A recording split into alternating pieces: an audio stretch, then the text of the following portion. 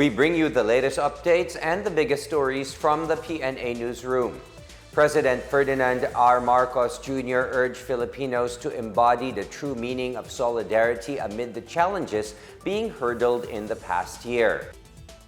In his New Year's message, Marcos rallied for unity as he looks forward to a fruitful and hopeful 2023. Marcos shared his hopes for Filipinos to draw strength and inspiration from one another, bonded with genuine love for the Philippines and their countrymen.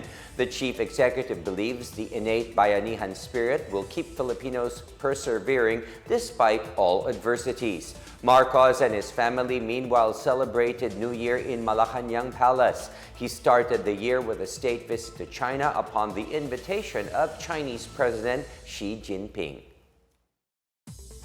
Meanwhile, the Department of Transportation, or DOTR, is eyeing to put up a backup system to prevent system glitches at the country's airport. This came following a glitch that affected over 300 flights on New Year's Day. The details from Stephanie Sevillano. With about 345 canceled flights, 10 diverted flights, and 6 delayed flights, airport authorities are looking into adding more backup system as the current one in use are already outdated. The canceled flights that has affected around 56,000 passengers are caused by the failure in the uninterruptible power supply, or UPS. This prevented aircraft international routes from passing through the Philippine airspace, as the failed UPS equipment is linked to the power supply of the communication, navigation, and surveillance systems for air traffic management. The technical issue was first detected at 9:15 in the morning, prompting authorities to cancel or reschedule the flights. At 3 p.m., the Civil Aviation Authority of the Philippines, or CAAP, said flight delays served as precautionary measures to ensure the safety of passengers and crew. Normal operations resumed at 5:50 p.m. while restoring the equipment. All affected passengers were given malasakit kits and food packs. So, ang nangyari, one of the UPS failed. Nung nag-fail yung UPS, ayaw na pumasok yung commercial power or the standby power.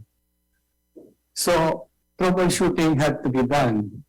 Ang initial na nakitang diferensya, one of the blowers of the UPS conked out. Meanwhile, Transportation Secretary Jaime Bautista said a backup system must be in place to prevent similar incidents. We really need to have a backup system na sana located in a different location, no? Hindi yung malapit dito sa area na we have the existing system, no? Kasi ang backup system dapat talagang nasa ibang location, no? And of course, we will need to have a budget for this, no? So, pag-aaralan natin to, we will do a feasibility study, no? And present this to NEDA. For its part, the Department of Migrant Workers has deployed teams to assist stranded overseas Filipino workers. It also provided food packs and temporary accommodations for OFWs. For the Pna Newsroom, I am Stephanie Sevillano. Around 2.6 million tourists have arrived in the Philippines last year, according to the Department of Tourism. The DOT said the number of returning Filipinos reached more than 628,000, while the top arriving international tourists were from the United States, South Korea, Australia, and the United Kingdom. Meanwhile, the country earned about 173 billion pesos in tourism revenue last year. The DOT noted this is due to the opening of borders to international travelers since February. Tourism Secretary Cristina Frasco said the DOT is targeting to welcome 4.8 million international visitors this year. The Department of Agriculture is working on getting prices of onions as low as 80 pesos per kilo. The DA is expecting a lower price of onions as harvest season approaches, alongside efforts to facilitate adequate market supply.